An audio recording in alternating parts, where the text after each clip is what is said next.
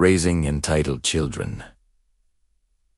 Expect this, and it might not be what you hope for. Entitlement isn't just about spoiled behavior, it affects how your child will navigate the world, how others will treat them, and even how they treat themselves. It's a subtle mindset that can have massive consequences down the line. Today, we're going to explore the hidden dangers of entitlement and, more importantly, how you can guide your kids toward independence, responsibility, and genuine respect. Because the goal isn't just to raise good kids, but to raise capable, kind, and resilient human beings. So, what does entitlement really mean? It's not just a child asking for the latest toy. It's a deeply ingrained belief that they deserve rewards without putting in the effort, or that the world somehow owes them something. It's the expectation of special treatment just for being them. Some common signs to watch for are constant demanding behavior and almost painful impatience when they have to wait for something. A habit of blaming everyone else when things go wrong, and a complete inability to handle even the slightest bit of constructive criticism. Think about it. Have you ever seen a child who expects to win every single game they play? The one who has a full-blown meltdown if they don't get the specific treat they wanted at the store. This isn't just a kid being a kid moment. It's a sign that they haven't learned the crucial life skills of patience, effort, and dealing with disappointment. When we give in every time, we're accidentally teaching them that their demands are the law of the universe, and that's a lesson that the real world will harshly correct later on. Now, let's talk about why this is so dangerous in the short term.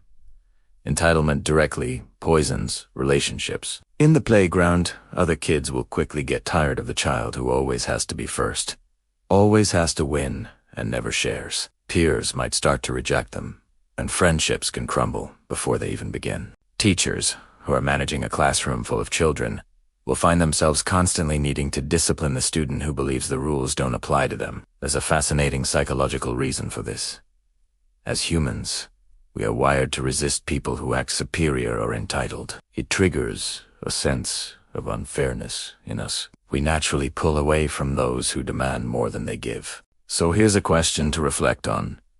Could your child's behavior today, the things you might be overlooking, is just a phase, be setting them up for social struggles tomorrow? Are they learning how to be a good friend, or just how to be the center of attention? Looking further down the road, the long-term effects of unchecked entitlement are even more concerning. Entitled kids often grow into adults who are incredibly fragile. Because they've been shielded from failure their whole lives, they completely fall apart when they finally face it. They struggle to keep jobs because they coe and handle feedback from a boss or collaborate with coworkers who do cater to their every whim. They might form a pattern of toxic relationships, always feeling like their partner isn't doing enough for them, leading to a cycle of dissatisfaction and conflict. Ultimately, they lack resilience, that all-important ability to bounce back from life's setbacks.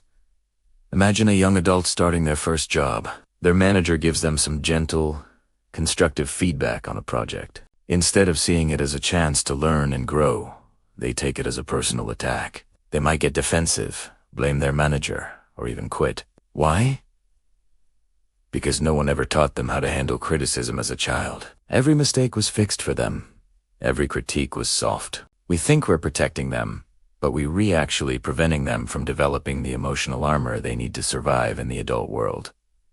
So, how do we fix this? How do we raise kids who are independent and respectful, not entitled? The good news is, it's absolutely possible, and it starts with a few key strategies. First, set clear boundaries and expectations from a young age. No is not a bad word. It's a necessary tool for teaching limits. Second, make a conscious shift to reward effort, not just results. Praise them for how hard they studied for a test, not just the A they got.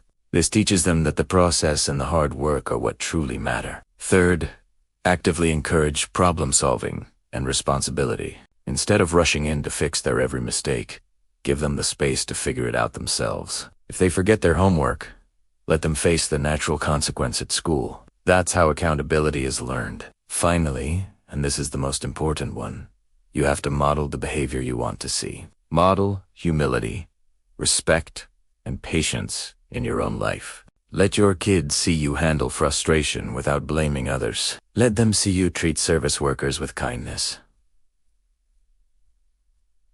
Children learn far more from what we do than what we say. For example, if your child accidentally breaks something small, resist the urge to immediately clean it up for them. Instead, you can say, "Oops, accidents happen. Let's get the dustpan and clean this up together." You're not shaming them, but you are teaching them to take responsibility for their own actions. Entitlement isn't just a phase, it can shape a lifetime. But with conscious, intentional parenting, you can raise children who are confident, capable, and respected, not envied or resentful. You can give them the gift of resilience, a gift that will serve them far better than any material possession. If this video helped you in any way, please give it a like.